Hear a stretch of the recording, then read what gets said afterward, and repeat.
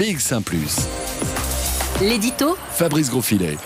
La politique, c'est une question de pression et de rapport de force. Quand on veut faire bouger un partenaire ou un adversaire, la pression consiste à dire dans les médias ce que ce partenaire ou cet adversaire devrait faire. Depuis quelques jours, la pression est donc forte sur la NVA et surtout sur le Parti socialiste, sur le mode « il faut que NVA et Parti socialiste se parlent ». C'est une question de responsabilité, on ne peut plus attendre plus longtemps.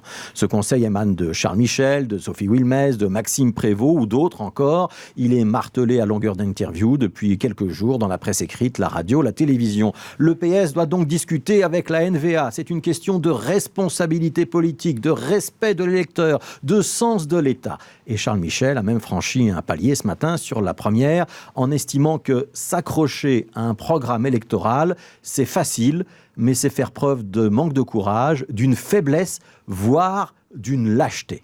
Alors évidemment, on pourrait souligner que ceux qui passent du conseil à la prescription sont ceux qui ont décidé de faire un pas de côté, soit parce qu'ils sont appelés à un fabuleux destin européen, dans le cas de Charles Michel, soit parce qu'ils estimaient jusqu'à présent qu'une participation à un gouvernement ne les concernait pas vraiment, dans le cas de Maxime Prévost. Mais soit le mouvement réformateur, entre autres, et le CDH, par exemple, mettent la pression sur le Parti socialiste et sur la NVA.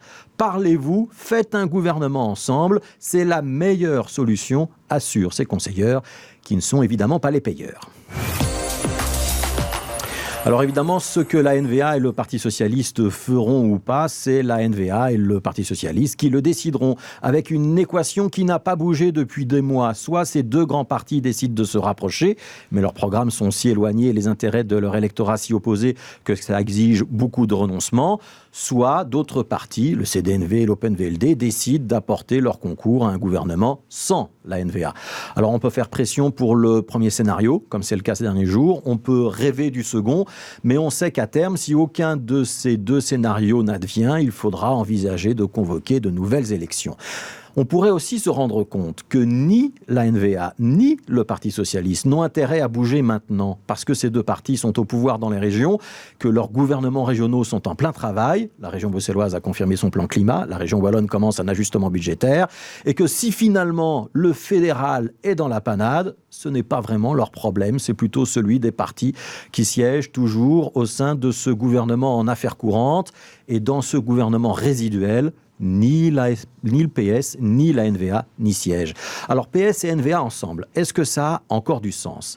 Ou est-ce que ça a déjà du sens ? Ou vaut-il mieux fermer d'autres pistes pour éventuellement y revenir ensuite ? Ce midi, les deux préformateurs, Rudy Demotte et Gerd Bourgeois, ont probablement dans leurs mains quelques éléments de réponse. Ils en feront officiellement part au palais dans quelques heures. C'est ensuite le roi qui décidera de prolonger ou pas leur mission. Le roi Philippe donc, qui va juger de l'opportunité qu'il y a à pousser encore NVA et PS dans des discussions ensemble ou de l'opportunité de tester un autre scénario. Alors on peut donner des conseils, lancer des appels, appeler au courage ou même parler de lâcheté dans les journaux ou à la radio. Ça crée un climat, une pression. Mais à la fin, c'est quand même le souverain qui sera le mieux informé et qui indiquera la marche à suivre.